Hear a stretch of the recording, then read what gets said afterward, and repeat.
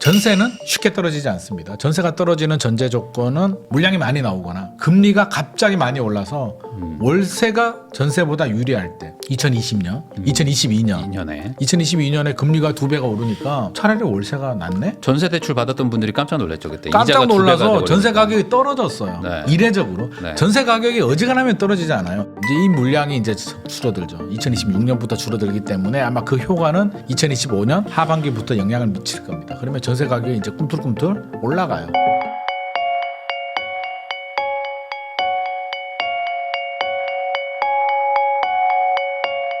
안녕하세요. 부익남TV의 부익남입니다. 오늘은 김인만 부동산 경제연구소의 김인만 소장님 모시고 최근 부동산 시장 분위기랑 앞으로 예상되는 변화들 그리고 우리는 어떻게 해야 되는지 이야기 한번 나눠보도록 하겠습니다. 소장님 안녕하세요. 안녕하세요. 올해도 한 해가 또 부동산에서는 또 약간 스펙타클한 일들도 많을 것 같기도 하고 재밌을 특히 것 같습니다. 뭐 정치나 뭐 이런 정책이 워낙 또 이제 부동산에 연관이 많이 돼 있으니까 네. 또 이제 또 새로운 새해를 맞아서 또 한번 여쭤보도록 하겠습니다. 우선은 작년 한번 정리하고 가면 좋을 것 같은데 작년 한 해 부동산 시장은 뭐 어땠다 뭐 간단하게 어떻게 생각하세요? 작년 2024년 네. 부동산 시장 한번 쭉 돌아보면 저는 어떤 생각이 드냐면 한여름 밤의 꿈 같아. 네. 8월만 하더라도 네. 막 집값 급등하고 서울 아파트 거래량이 이제 9,200건.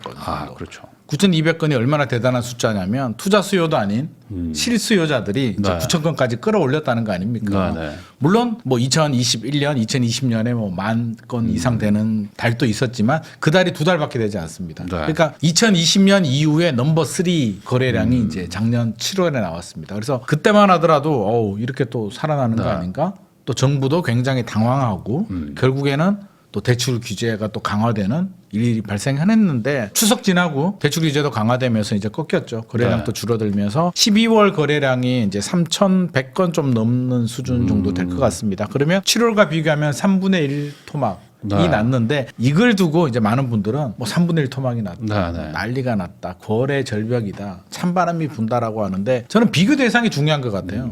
7월과 비교해 보면 3분의 1 토막이 맞는데 우리 많은 일들이 있었잖아요. 11월에 미국 트럼프 대통령이 당선되면서 이거 어떻게 되는 거야? 불확실성이 커졌고 12월에 예상치 못한 우리 또 정치적인 여러 가지 또 불확실성이 또 커졌죠. 이런 풍파 속에서 저는 3,100건이 나왔다는 게 11월이 3,300건 정도 됐고요. 10월이 한 3,400건 정도 나왔으니까 뭐 큰 차이가 없잖아요. 그래서 저는 12월이 솔직히 저는 한 2,000건 초반대 정도 나올 줄 알았거든요. 큰일 난다고 생각했는데 생각처럼 11월과 비슷하게 나왔다는 얘기는 시장에서 저는 잘 버티고 있다라는 생각을 일단 했습니다. 그래서 일단 지금 버티고 있다라는 생각이 들고요. 이걸 가지고 이제 7월과 비교하면 폭락이지만 잘 나갈 때와 비교하지 말고 10월, 11월, 12월과 비교해 보면 비슷한 보합으로 유지하고 있기 때문에 솔직히 거래량 2,000건으로 떨어지고 또 부동산원 주간 통계도 전 마이너스 전환 될 줄 알았는데 그렇지 않잖아요. 그래서 잘 버티고 있다는 말씀 드리고 싶습니다. 그 말은 이제 거꾸로 6월달, 7월달, 뭐 8월달 요때가 거래량이 좀 이렇게 유독 튀었던 거지. 그걸 빼고 나면 연초, 연말 다 그냥 한 2, 3천 건.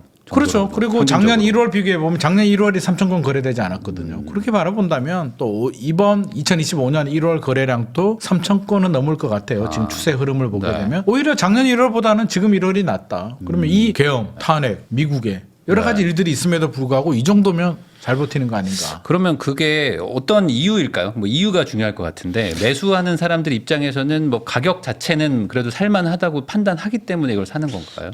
일단 가격이 부담스러운 사람들은 일단 발을 뺐고요. 이제 관망으로 돌아서는 거고 가격이 부담스럽지 않고 사도 될 만할 것 같으면 거래량이 더 늘어나겠죠. 근데 이 정도 이 현상을 저는 어떻게 보냐면 살 사람은 산다. 필요한 사람 산다. 그래서 갈아타기 수요라든지 또 지방에서 올라오시는 분들 이런 분들 자금이 되고 필요한 분들은 사고 있는데 만약에 저도 마찬가지고요. 우리 대표님도 집값이 폭락할 것 같아 떨어질 것 같아라고 하면은 아무리 필요하고 돈이 있어도 안 살 거잖아요. 좀 기다려 보겠죠. 근데 지금 이제 두 가지 관점이 다 존재하는데 뭐 떨어진다라고 말씀하시는 분들도 있고 아니라고 상저하고로 말씀하시는 분들이 있는데 나름대로의 또 근거가 다 있어요. 저는 거슬러 올라가게 되면 왜 이런 생각을 가지고 있냐면 학습 효과가 있는 것 같습니다. 우리 2016년, 2017년 박근혜 정부 시절에 이제 그때도 11월에 트럼프가 되고 2016년 어떻게 공교롭겠다. 그러니까 이게 12월에 또 탄핵 되고 이게 맞아요. 평행이론 거의 며칠 차이 안 나더라고요. 네. 이게 또 재미있는 얘기 있잖아요. 평행 이론인데 뭐 그때 한강 작가가 부커상 받았고 작년에 노벨상 받았고 네네. 올림픽도 둘 다 8등했고 네네. 뭐 이런 얘기를 하는데 어떻게 됐든지 간에 그때가 이제 이슈가 있었는데 그때도 마찬가지죠. 탄핵되고 이제 안 좋아졌잖아요. 네. 안 좋아졌는 흐름을 제가 한번 보니까 저는 두 가지를 봤거든요. 일단 서울 아파트 거래량을 봤고요. 실거래 가격 지수 실제로 가격이 많이 빠졌느냐를 봤는데 일단 거래량은 많이 떨어졌더라고요. 11,000, 12,000건 거래가 되다가 3,000건대로 뚝 떨어지더라고요. 네. 3분의 1, 4분의 1 토막 정도 뚝 떨어졌는데 비슷하네요.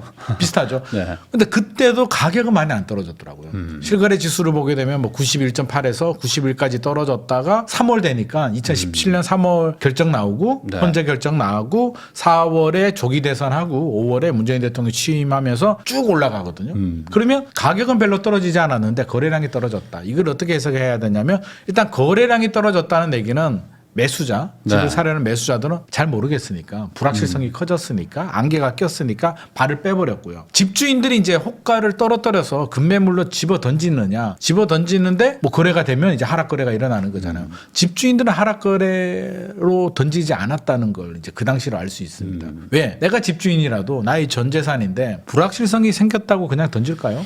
일단 지켜보겠죠. 네. 그때도 12월 1, 2, 3, 4개월 동안 불확실성이면 우리가 통상적으로 이제 부동산 시장 흐름을 보면 6개월 정도는 기본적으로 간단 말이에요. 그러니까 4개월 정도의 불확실성으로 급매로 던지진 않더라. 이게 6개월, 1년 정도 갔다면 급매물이 충분히 나올 수가 있는데 4개월 가지고는 움직이지 않았습니다. 그럼 지금도 마찬가지죠. 네. 12월에 뭐 이런 일들이 생겼는데 굳이 내가 지금 왜 급매로 팔아야 될까요? 집주인 입장에선 그런 생각이 들 거잖아요. 아니 수요가 갑자기 없어진 것도 아니고 발 뺐던 수요자들이 기회만 되면 언제든지 들어올 거야. 네. 그 배경에는 기준금리, 금리 안 내리고 되겠어? 금리 내릴 거야. 작년에도 내렸고 올해도 추가적으로 내릴 거야. 두 번째, 작년에는 금리가 내려도 대출금리가 안 내렸는데 올해는 대출금리 안 내리고 니들이 버틸 수 있겠어? 정치권에서도 여러 가지 뭐 그렇죠. 네. 행동을 지금 하고 뭐 있잖아요. 계속 금리 내리라고 하니까. 내리고 하잖아. 여당이고 야당이고. 네. 이제 야당도 적극적입니다. 네. 왜? 야당 시절에는 막 그런 게 좀 있잖아요. 야당은 약간 좀 그 반대도 좀 해야 되고 뭐 그런 역할을 하지만 이제 지금 같은 상황에서 조기 대선이 이루어질 수도 있는데 언제까지 야당 역할만 할 수는 없는 거죠. 국정에 책임 있는 자세를 보여줘야 될 때가 네. 왔기 때문에 목소리가 똑같게 하는데 지금 나옵니다. 그럼 네. 이렇게 본다면 은행에서 저는 대출금리 어느 정도 내려갈 가능성은 높다. 기준금리도 이제 말은 많지만 저는 3번까지는 장담할 수는 없는데 한 2번은 그래도 내려가지 않을까. 우리나라 기준으로요. 한국은행입니다. 2번 정도 내려간다. 대출금리 좀 내려간다. 그리고 집주인들이 또 믿는 구석이 있잖아요. 입주 물량. 이제 서울 기준입니다. 입주 물량 지금은 좀 괜찮은데 내년 돼봐. 2026년 돼봐. 니들이 버틸 수 있나. 서울의 입주 물량이 급감하거든요. 만건이 안 나온단 말이에요. 네. 이게 2026년에만 줄어들면 또 매수자들이 아유 뭐 1년 정도 공급이 부족한 거 가지고 또 무슨 난리야 라고 할 수도 있는데 2028년까지도 저는 줄어들 것으로 봅니다. 왜? 분양 물량이 줄어들었으니까. 작년에도 네. 줄어들었고 올해도 분양 물량이 줄어들 수밖에 없습니다. 어느 건설사가 지금 뭐 자금 난에 그러니까요. 시장 또 불확실성이 큰데 누가 공격적으로 하겠냐고요. 미분양도 또 늘어났죠.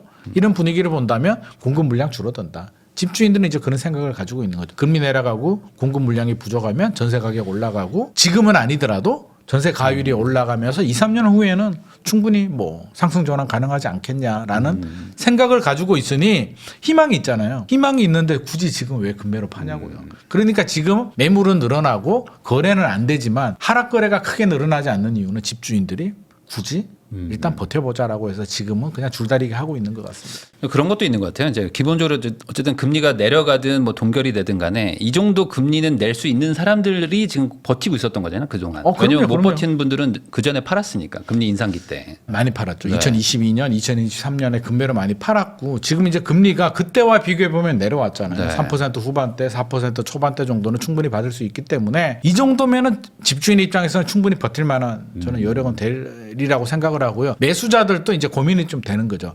완전히 뭐 대출 금리가 한 5% 올라가게 되면 포기를 해버리는데 3% 후반대 정도면 이제 고민이 좀 되거든요. 여기서 더 내려가서 3% 중반 되면 네. 이 정도면 할만하지 않냐. 우리가 지금 과거처럼 뭐 2%대 금리를 우리가 기대할 수는 없으니까 네. 그렇게 바라본다면 올해 금리가 저는 한 3% 중반, 후반에서 왔다 갔다 하지 않을까. 정부도 지금 얘기는 하고 있는데 3% 중반까지 내려오게 되면 또 부담스러울 거예요. 3% 초반까지 은행이 내렸는데 다시 또 거래량이 늘어나고 네. 사회 문제가 되면 고민되니까 일단 3% 중반까지는 정부도 저는 은행이 금리를 내리는 걸 눈 감아주지 않을까 싶습니다. 아무래도 뭐 은행들도 영업도 하고 해야 되니까 뭐 그 먹고 중간에 살아야지. 어느 정도 선에서 멈출 걸로 이제 우선 추정은 한다. 네네. 그 말씀하신 것도 저도 공감되는 게 집주인 입장에서 생각해 봤을 때 뭔가 급급매로 막 던져야 된다는 그런 게 뭐 강력해야지 사실 지금 호가를 낮출 텐데 그럴 만한 요인이 뭐 지금 많지는 않거든요, 사실. 사실 집주인이라고 해도 이제 우리가 여기서 또 이제 비판하시는 분들은 왜 다주택자들 네. 돈 있는 사람들의 입장을 얘기하냐라고 하는데 저희가 말하는 집주인들은요 진짜 뭐 자산가들 이런 사람들이 아니라 집 한 채 두 채 가진 네. 사실 한 채 두 채 있냐 없냐를 부자라고 할 수는 없는 거잖아요. 자, 이분들 입장에서 본다면 전 재산인데 나의 전 재산을 그냥 불안하다라는 이유만으로 이렇게 쉽게 던지기는 저는 어려운 상황이다. 우리 모두 다 소중한 돈이잖아요. 네. 집 사는 분들도 신중하고 가지고 있는 분들도 전 재산 신중하기 때문에 이 정도 변수 가지고 저는 쉽게 금매로 던질 것 같지는 않고요. 금매가 나오는 조건은 이제 불확실성이 커지면서 불확실성이 오래 지속이 되면 이제 공포로 전이가 되거든요. 네. 공포가 뭐냐면 큰일 났다. 어디로 튈지 모르겠다. 우리 2022년 생각해 보면 이제 금리가 막 올라갑니다. 봄, 여름 그럼 금리 올라가겠지라고 했는데 오 속도가 그렇죠. 엄청났었죠. 이거는 뭐 그때. 베이비 스텝이 아니라 빅 스텝, 뭐 울트라 빅 스텝 나오니까 이건 뭐야? 맞아. 야, 이 속도로 가면 5%도 괜찮아요. 괜찮은데 두려운 거는 그거잖아요. 이 속도로 가면 와, 7%, 8% 가는 거 아니야? 라는 공포. 이제 그게 공포거든요. 그러니까 공포로 전이가 되면 집주인들이 금매로 던지고 살 사람도 또 발 빼면서 이제 완전히 더 떨어지는데 지금은 공포 지배까지는 아니고 나름대로 그냥 불확실성 때문에 지켜보자는 단계고 공포로 전이되려면 뭐 예를 들어서 그런 상황 금리가 내려간다고 생각했는데 미국이 금리를 다시 또 막 올려. 네. 한 번도 아니고 뭐 베이비 스텝 정도는 뭐 그렇다고 치는데 미국이 다시 빅 스텝으로 뭐 몇 번 올려. 야, 이거 어떻게 되는 거야? 우리 촬영 다시 해야 되나? 네. 뭐 이런 상황이 발생하면 공포 지배를 받을 수는 있는데 저는 지금 그렇게 되지도 않을 것 같고요. 미국 트럼프가 바보도 아니고 사업가 출신이 얼마나 계산이 빠른데 그런 일이 발생하는 순간 트럼프가 이제 마지막이잖아요. 중간 선거에서 아마 살아남기는 어려울 것 같아요. 말을 바꿔서라도 뭔가를 해결을 할 것이다. 트럼프가 미국 경제 절대 죽이지 않습니다. 알잖아요. 네. 바이든이 왜 패배했겠어요? 미국 물가, 미국 경제 때문에 트럼프가 된 거예요. 트럼프가 그걸 모를 리도 없고 트럼프 정책을 보면 뭐 관세, 감세, 이민자 정책으로 물가를 올린다라고 하는데 네. 저는 그걸 다르게 해석을 하는 게 트럼프가 과연 자기가 하고 싶은 정책을 해서 미국 물가를 올리고 미국 경제를 힘들게 해서 미국 국민들의 불만을 키우려고 할까? 네. 트럼프가 절대 그렇지는 않다. 지금도 이제 관세 부과하는 거 보면 뭐 캐나다, 멕시코, 네. 뭐 중국에 하는데 그걸 좀 더 깊이 들어가 보면 5% 정도? 크게 중요하지 않는 품목의 쇼 같은 약간 느낌? 진짜 치명타를 줄 만큼의 품목이 아니에요. 그러니까 내가 질러댔는데 안 할 수는 없고 미국 경제에 영향을 주지 않는 범위 내에서 이렇게 탁 때리는 거거든요. 그래서 저는 약간 쇼맨십 같은 느낌? 협상? 뭐 이런 부분이기 때문에 절대 미국 경제를 흔들 만큼 금리를 다시 올린 만큼 그렇게 하진 않고요. 트럼프 대통령 취임식 때 한 얘기 우리가 저는 다른 얘기보다 그게 딱 눈에 들어오던데 트럼프가 뭔 얘기를 했냐면 재정 지출을 줄이고 네. 에너지 가격을 잡아서 맞아요. 물가를 안정시키겠다. 물가를 안정시키겠다는데 취임식에서 그 얘기를 했어요. 네. 물가를 안정시키겠다. 근데 트럼프가 관세를 올려서 미국 물가를 올린다? 절대 그렇게 하진 않습니다. 물가를 잡은 다음에 안정을 확인하면 뭐 관세를 더 부과하더라도 중국한테도 뭐 60%라고 하는데 최대 60%고 일단 10% 가지고 맛보고 있잖아요. 네. 그래서 저는 그 정도까지는 가지 않을 거다. 네. 아니 이거 말씀해 주셔서 생각났는데 그때 22년 한 9월 10월인가 그때 막 레고 사태 막 터지면서 맞습니다. 레고랜드 사태 터지고 하면서 그때 언론 기사들이 이제 주담대 10% 넘나 이런 게 엄청 많았었어요 그때. 그런 게 나오면 이제 두렵다고요. 그 상단이 막 9.5다 막 이러면서 막 기사들이 엄청 나왔었거든요. 그게 그러니까 이제 공포를 유발하는 지금 거죠. 내가 5% 이자 내는데 이자가 2배를 더 간다고? 이미 2배 됐는데 뭐 이러면서 이게 그때 두려운 거죠. 금매물이 지금 좀 또 나왔죠. 힘든데 네. 이제 그거잖아요. 앞으로 훨씬 더 힘들어진다고 라고 하면 더 힘들어지기 전에 우리는 빠져나와야죠. 네. 그게 이제 공포가 지배되면서 금매가 나오는데 그럼 지금 또 전제 조건이 그거여야죠. 내년 2026년 2027년이 더 힘들어지고 금리도 더 올라가고 네. 집값도 더 떨어질 것 같은 공포가 지배가 돼야 되는데 2026년 7년이 그렇게까지 뭐 안 좋은 상황, 주값이 떨어져야 될 정치적 불확실성이 그때까지 갈까요? 뭐 조기 대선을 하든 어떻게 하든 저는 결론이 나올 거라고 생각을 하고 있고요. 입주 물량 부족한 거는 뭐 분명한 사실이고요. 네. 많은 분들이 또 전세 얘기를 합니다.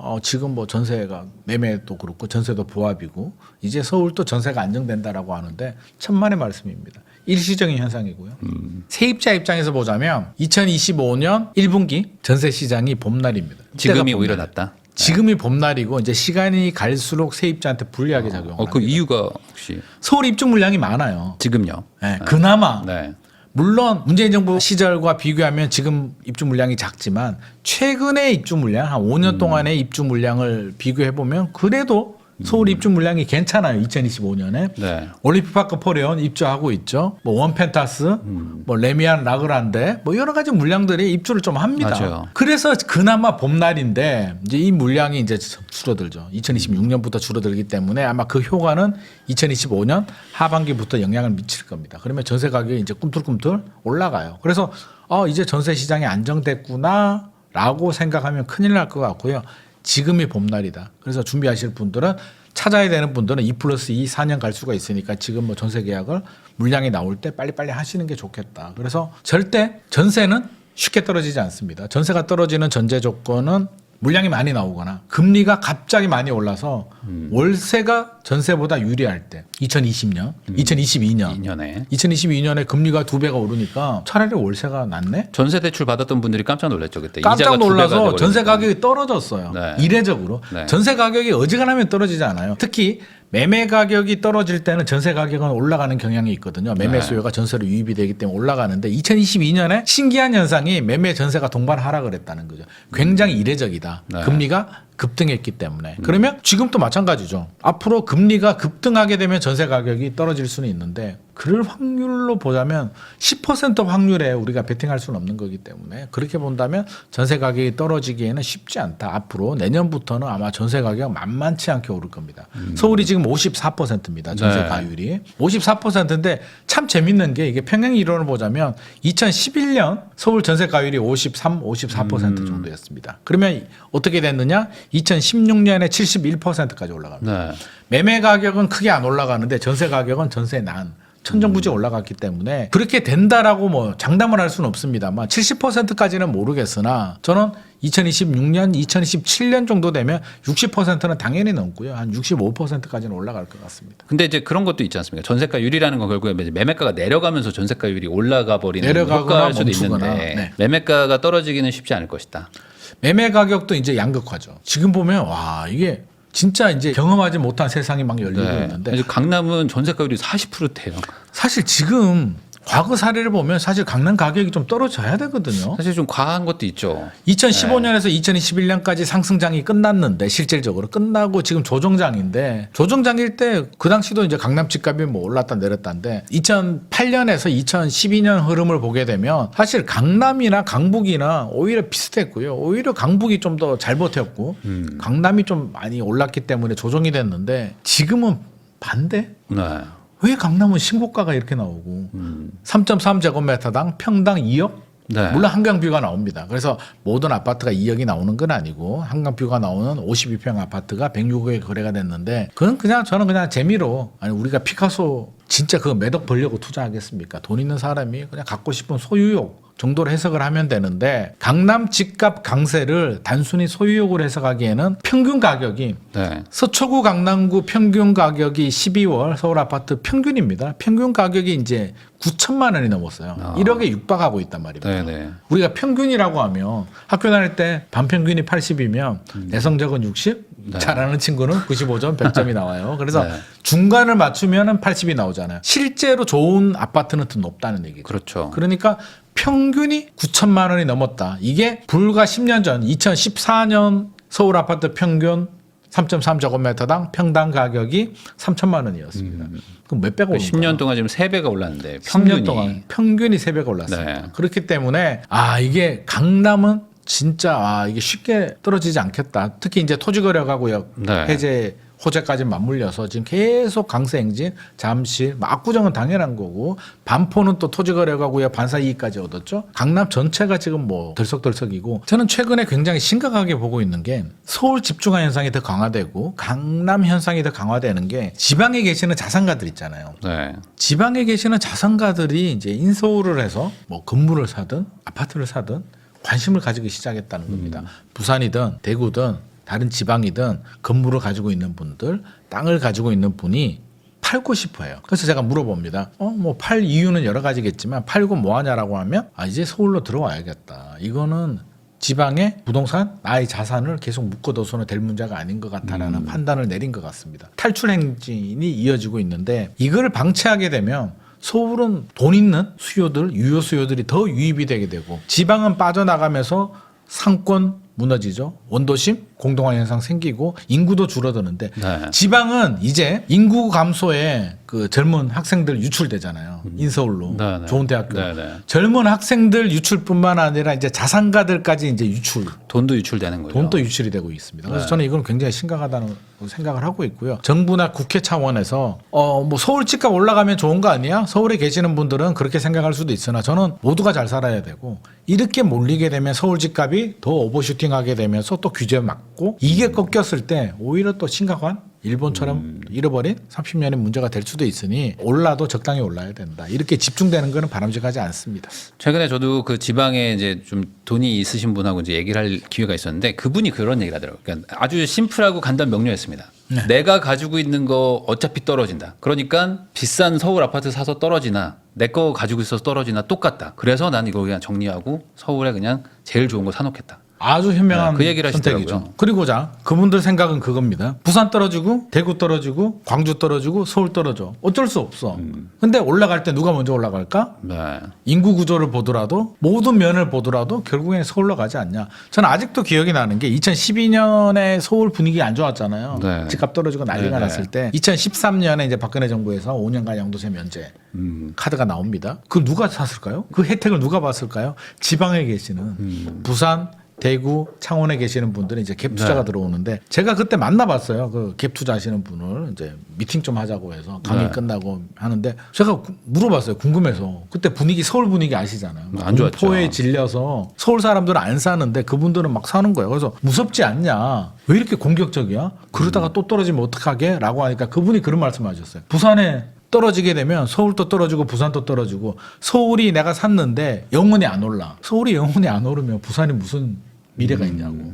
그리고 우리 애가 나중에 공부 잘해서 인서울 하게 되면 서울에 집안에 있는 게 뭐 어땠어? 라고 생각해서 제가 서울에서 강연할 때 지금 사야 된다고 했다가 욕을 엄청 먹었습니다. 그때. 그래서 서울 집중화 현상은 뭐 네. 계속 진행 중인 것 그러면 같습니다. 이게 과거의 어떤 패턴하고 지금 비슷하기도 하고 다른 부분이 이제 가장 큰 차이가 이제 강남 쏠림 뭐 이런 거잖아요. 이제 정말 똘똘한 비싼 거 하나만 계속 다시 올라가고 나머지는 침체되고 하는 건데 결국에 이게 그 특정 지역만 이렇게 쏠리고 막 몰려간다는 거는 지금 정책의 어떤 차이가 있어서 그런 거 아닐까요? 정책의 차이도 있고요. 저는 여러 가지가 결합된 것 같습니다. 우리 인구 감소 뭐 이런 인구 것도 감소, 있고. 경기 침체, 또 정책 부분 이게 모두가 맞물리면서 이제 한마디로 불안한 거죠. 지방에 투자해도 수도권에 투자해도 강북에 투자해도 강남에 투자해도 비슷한 비율로 올라갈 것 같으면 굳이 비싼 세금을 많이 내는 강남에 들어올 이유가 없죠. 근데 지금은 이게 답이 안 나올 것 같은데 대한민국이 이제 저성장으로 들어가는 거는 기정사실인 것 같고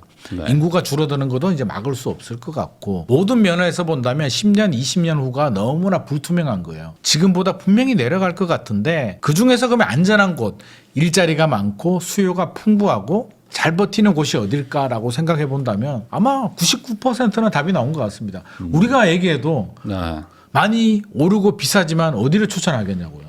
그리고 한강벨트밖에 없잖아요. 서울의 한강벨트. 더 거슬러 완전 과거로 가보게 되면 제가 설 연휴 기간에 이제 책을 하나 읽었는데 조선시대 이제 부동산 얘기. 네. 역사학자입니다. 이한 네네. 작가가 쓴 이제 책을 하나 읽었는데 우리는 투기의 민족이다. 뭐 이런 책인데요. 진짜 투기의 민족이더만. 조선시대 때는 한양이잖아요. 네. 사대문. 안에 한양인데 제일 기억에 남는 게 정약용 선생님이 아들한테 이제 쓴 편지를 이제 있더라고요. 네, 네, 편지 내용을 이제 대략 알려드리면 한양에서 심리만 벗어나면 조선은 원시 시대다. 절대 한양을 벗어나면 안 된다. 그래서 우리가 지금 인서울을 못했으나 아버지가 유배에서 돌아오면 반드시 한양에 집을 마련할 테니까 그때까지 참고 공부 열심히 하고 있어라. 뭐 이런 편지를 씁니다. 네. 편지의 배경을 좀 설명을 드리면 유배를 가잖아요. 이제 아들은 잘 되기를 바라니까 이제 공부를 많이 시켰는데 네. 아버지가 유배 가니까 이제 과거 급제 길이 막히잖아요. 그러니까 아들이 공부해서 뭐 하냐. 네. 그냥 아버지 있는 시골에 가서 우리 가족 행복하게 살자 그러니까 정경호 선생이 펄쩍 뛰면서 네. 편지를 썼습니다. 그 얘기는 그 편지 내용을 보면 있잖아요. 원시 시대다. 인프라 차이가 크다. 한양은 문명 시대. 네. 한양을 벗어나면 원시 시대. 이렇게 양극화가 크다는 거고요. 한양 집값이 그러면 얼마나 비쌌느냐. 원화 가치가 다르기 때문에 비교할 수는 없는데 여러 가지를 비교해 보면 대략 한 10억에서 30억 정도 했다고 지금하고 합니다. 비슷한 느낌이네요. 약간. 네. 네. 그리고 고급 주택, 뭐 100칸짜리 대저택은 뭐 100억 단위, 100억에서 200억 단위. 체감 근데 물가로. 경제 규모를 따지면 아마 훨씬 더 비싸게 느껴졌겠죠. 그러면 네. 한양에서도 집 구하기가 난리였고요. 진짜 과거급제하거나 벼슬았지. 심지어 영의정 하던 사람도 집을 못 구해가지고 네. 사대문 밖에서 지금 출퇴근하는 이런 일들이 생겼다고 합니다. 그래서 조선시대 때도 이제 그 문제가 뭐겠어요? 사람이 많고 일자리가 그렇죠. 많으니까 네. 인서울로 가듯이 지금 또 왜 한강 벨트로 갈까? 인프라가 좋고 일자리도 많고 여기 밖에는 없다라고 생각을 하니까 몰려들지 않을까. 그래서 역사는 되풀이되지만 결국에는 수요 대비 공급이 부족하다. 반대로 해서 가면 수요가 많다. 이 많은 수요들이 왜 인서울하고 한강 벨트로 들어올까는 한번 생각해 볼 필요가 있을 것 같습니다.